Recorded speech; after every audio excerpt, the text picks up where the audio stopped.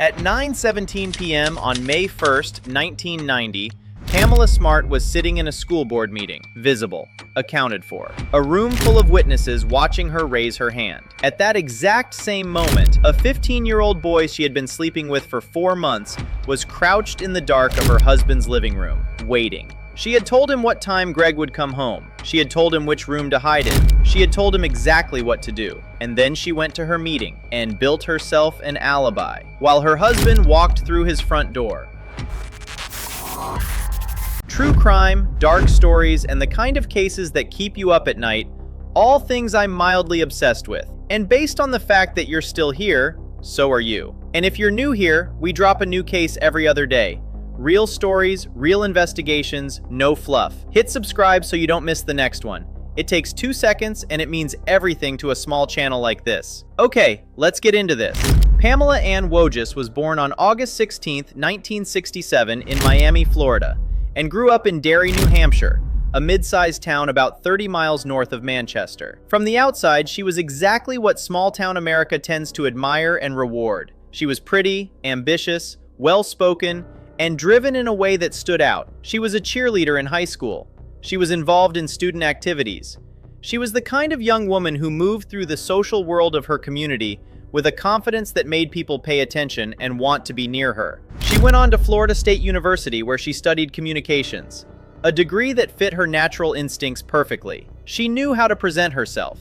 She knew how to control a narrative. She understood, perhaps better than most people her age, the power of image and the gap between what you show the world and what you actually are. After graduating, she came back to New Hampshire. She was building a life that looked, from every angle, like exactly the right kind of life. She had a career path in media, she had a social circle, she had a boyfriend who had become a fiancé who had become a husband. His name was Gregory Smart. Everyone called him Greg. Greg Smart was the kind of person that people describe with words like genuine and warm, not as a placeholder, but because those words are actually the most accurate. He had grown up in Derry as well, which is where he and Pamela had originally met. He had gone into insurance sales, working for MetLife, building a career with the steady diligence of someone who believed in doing things properly. He loved music, heavy metal specifically, the same music that would later become a tool used against him without his knowledge.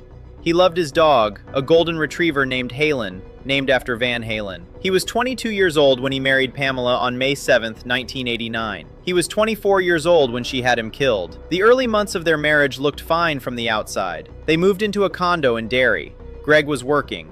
Pamela had landed a job that fit her communications background and her self-presentation skills almost perfectly. She was hired as the Director of Student Services and Media for the Rockingham County School District, with her primary placement at Winnacunnet High School in Hampton, New Hampshire. The role involved working with students on media projects, school programming, and administrative support. She was a young professional working closely with teenagers, enthusiastic, engaging, and according to the students who worked with her, genuinely fun to be around. She had an energy that teenagers responded to.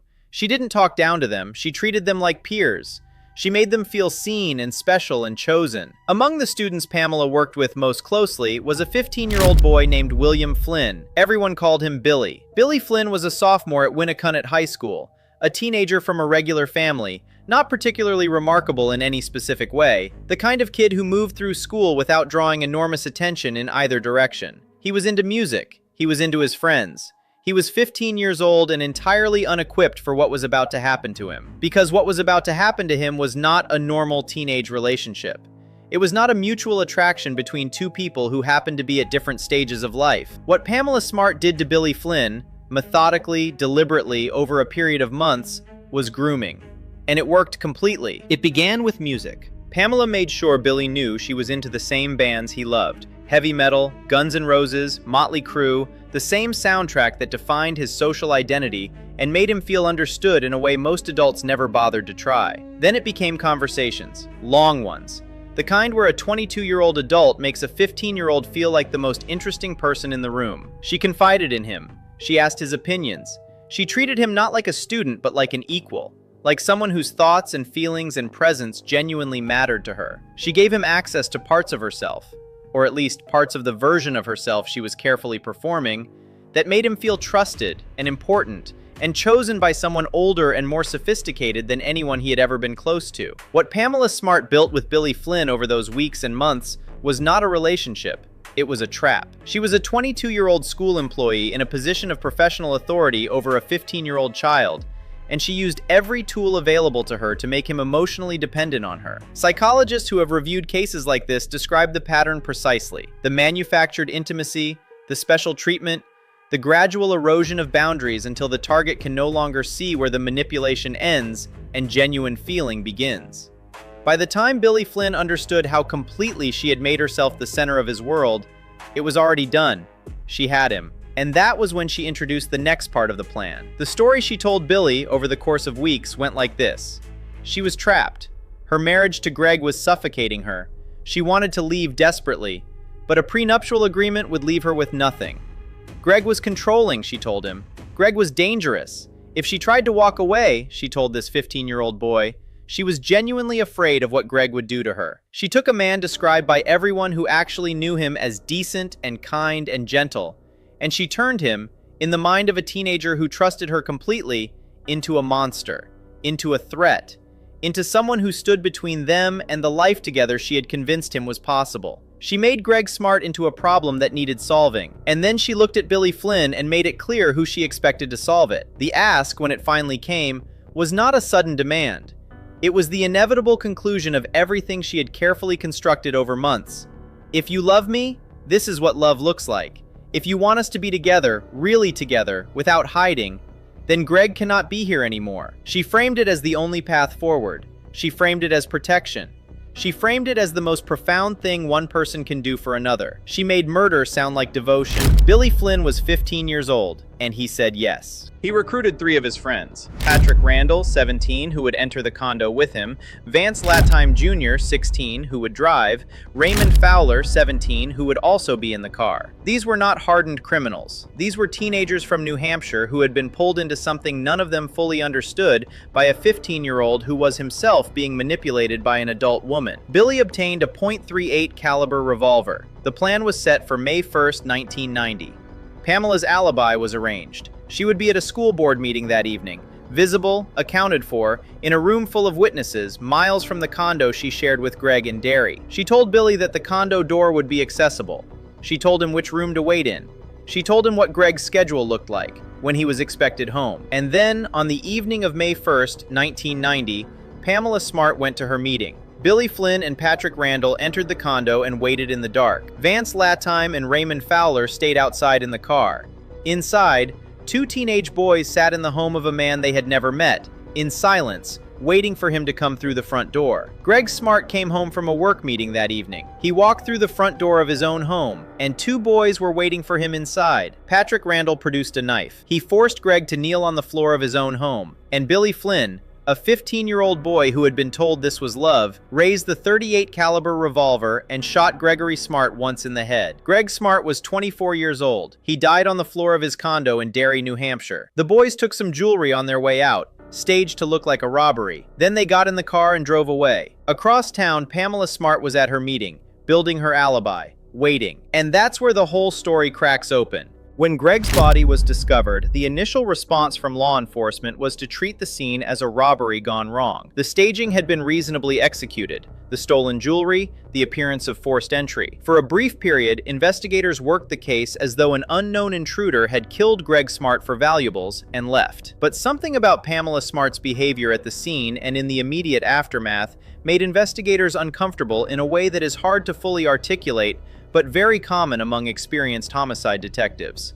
She was composed, precisely composed, not the numbed, disoriented grief of someone who has just lost a spouse unexpectedly, but composed in a way that felt managed, controlled, like someone who had already processed what they were going to see before they saw it. Investigators began quietly looking at Pamela Smart not as a grieving widow, but as a potential person of interest. Meanwhile, 4 teenagers in New Hampshire were carrying a secret that was already beginning to fracture under its own weight. Because secrets of this magnitude, shared by scared teenagers who had just been part of a murder, do not stay contained. They leak, they get whispered, They get told to girlfriends and friends and people who are not as committed to silence as the original participants assumed. Among the students closest to Pamela Smart at Winnacunnet High School was a 16-year-old girl named Cecilia Pierce. Cecilia was Pamela's student aide. She worked directly with her, spent time with her, and had been brought into Pamela's confidence in a way that mirrored, in some respects, how Pamela operated with people she wanted to keep close. Cecilia knew about the affair with Billy Flynn. She knew about the conversations that had happened in the months before May 1st. And as the investigation continued and the weight of what she knew became heavier, Cecilia Pierce made a decision. She went to the police. Investigators asked her to do something that carries an enormous amount of personal risk for a 16-year-old girl who was still in contact with someone she had considered a mentor and a friend. They asked her to wear a wire, to continue her relationship with Pamela Smart as though nothing had changed, to have conversations, to let Pamela talk, and to record every word. Cecilia Pierce agreed. Over a series of recorded conversations in May and June of 1990, just weeks and months after Greg Smart was shot in his own home, Pamela Smart spoke to Cecilia Pierce about the murder with a frankness that, when played back in a courtroom, would be devastating. She expressed concern about whether the boys were going to keep quiet. She discussed what they knew and what they might say. She talked about the details of that night with the specificity of someone who had been involved in the planning. She did not confess in the clean, explicit way that people imagine confessions happen, but she spoke about Greg's death and the events surrounding it with a knowledge and a familiarity that could not be explained away. I want to stop here for a second, because I need you to think about what Cecilia Pierce did. She was 16 years old. She was being asked to wear a recording device and have incriminating conversations with an adult woman she was close to, who had already been part of orchestrating a murder. If Pamela had found out, the consequences for a teenager in that situation are genuinely frightening to consider. Cecilia Pierce did it anyway. Drop your thoughts in the comments, because I think what she did at 16 years old is one of the most overlooked acts of courage in this entire case. I'll be reading every single comment. On August 1st, 1990, 3 months after Greg Smart was killed, Pamela Smart was arrested. She was 22 years old. She was charged with first-degree murder as an accomplice, conspiracy to commit murder, and witness tampering. Billy Flynn, Patrick Randall, Vance Latham, and Raymond Fowler had already been arrested and charged in connection with the murder. They cooperated with prosecutors, providing detailed accounts of everything that had happened: the relationship, the planning, the night of May 1st, the conversations in which Pamela Smart had made clear what she wanted done to her husband. The trial of Pamela Smart began in February 1991 in Rockingham County Superior Court in Exeter, New Hampshire. And what happened in that courtroom, or more specifically, what happened around that courtroom, announced something that American media had not yet fully encountered. The trial was broadcast live on television, every day, gavel to gavel. Court TV, newly launched and hungry for exactly this kind of content, carried it in full. Millions of Americans watched the Pamela Smart trial the way they would later watch other high-profile cases that television turned into ongoing national events. It was, by many accounts, one of the first major trials that created the template for what televised true crime coverage would become. Inside the courtroom, the prosecution's case was built on 3 pillars: the testimony of Billy Flynn, the testimony of Patrick Randall, and the recordings made by Cecilia Pierce. Billy Flynn took the stand and described in detail the relationship with Pamela, the affair, the manipulation, the specific conversations in which she had told him that Greg needed to die for them to be together. Patrick Randall corroborated the account from his own position in the room that night. And the tapes, Pamela's own voice recorded without her knowledge, discussing the murder and her fears about being caught, were played for the jury. Pamela Smart's defense team, Mark Sisti and Paul Toomey, were experienced, capable attorneys who mounted an aggressive defense. They argued that Pamela had not ordered the murder, that the boys had acted on their own interpretation of things she had said, that Billy Flynn was an unstable teenager who had fixated on her and whose account could not be trusted. They questioned the reliability of the wire recordings. They challenged the credibility of witnesses who had made deals with prosecutors in exchange for their testimony. Pamela Smart took the stand in her own defense. She was composed, articulate, and presented herself, as she had always presented herself, with precision and control. The jury watched her for days. On March 22, 1991, after several hours of deliberation, the jury returned their verdict: guilty on all charges: first-degree murder as an accomplice, conspiracy to commit murder, witness tampering. Pamela Smart was sentenced to life in prison without the possibility of parole. the mandatory sentence for first-degree murder in the state of New Hampshire. She was 23 years old, and she would never be free again. The co-conspirators received reduced sentences in exchange for their cooperation. Billy Flynn, the 15-year-old who pulled the trigger, pleaded guilty and was sentenced to 28 years to life. He was eventually released on parole after serving his minimum. Patrick Randall received 25 years to life. Vance Latham and Raymond Fowler received lesser sentences. All four of them were teenagers when this happened. All four of them had been pulled, with varying degrees of willingness and understanding, into something that destroyed multiple lives simultaneously. Greg Smart's life, their own lives, the lives of their families, the lives of Greg's family, who have had to watch the legal proceedings surrounding his death continue for more than 3 decades. Pamela Smart has not stopped fighting her conviction. She has filed multiple appeals over the years, arguing that the media saturation surrounding her trial, the television cameras, the national coverage, the way her case became a cultural event before a verdict was even reached, made it impossible for her to receive a fair trial. Her appeals have been denied at every level.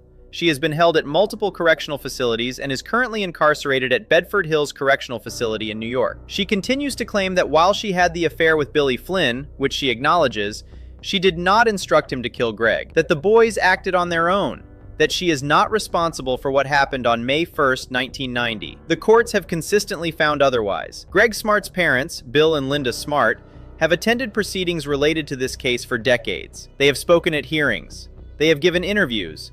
They have carried the weight of their son's murder not just as a private grief, but as an ongoing public obligation, showing up again and again to ensure that the system remembers who Greg was and what was done to him. Their son was 24 years old.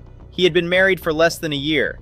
He came home from a work meeting on a Tuesday evening in May and walked through his front door. He had no idea what was waiting for him inside. The cultural impact of the Pamela Smart case is enormous, and in some ways underappreciated now, 3 decades later. The trial established a template for how American media would consume and process high-profile criminal cases. The television coverage, the daily updates, the way the case generated opinions and takes, and a kind of audience engagement that had not existed in that form before, all of it was new in 1991. In 1995, director Gus Van Sant made a film loosely based on the case called To Die For, with Nicole Kidman playing a character whose arc closely mirrored Pamela Smart's story. The film received widespread critical acclaim and cemented the case's place in American cultural memory. Multiple documentaries, podcasts, and television specials have covered it in the years since. But beneath the media history and the cultural legacy and the films and the appeals and the decades of proceedings, there is a story that is much smaller and much more devastating than any of that. A 22-year-old woman targeted a boy and used everything at her disposal: intimacy, emotional manipulation, the specific psychological vulnerability of a teenager in love, to turn him into a weapon. And the weapon she aimed, the boy she told that killing was love, pulled the trigger. And Greg Smart came home and never left. Pamela Smart was convicted of first-degree murder on March 22, 1991. She has been in prison for more than 30 years. Her sentence is life without parole. Billy Flynn, the 15-year-old she seduced and manipulated into committing murder, was eventually released on parole after serving decades in prison. He was a child when she found him. He is middle-aged now. Greg Smart's parents are still alive. They still show up. They still speak his name. Greg Smart was 24 years old. He had a dog named Halen. He loved heavy metal music, the same music his wife used to connect with the boy she was sending to kill him. He was kind. He was decent. Everyone who knew him says the same thing: he deserved to come home. True crime, dark stories, and the kind of cases that keep you up at night, all things I'm mildly obsessed with. And based on the fact that you're still here, so are you. If this case got to you, subscribe. We drop a new case every other day. New story, new investigation, same obsession. I'll see you in the next one.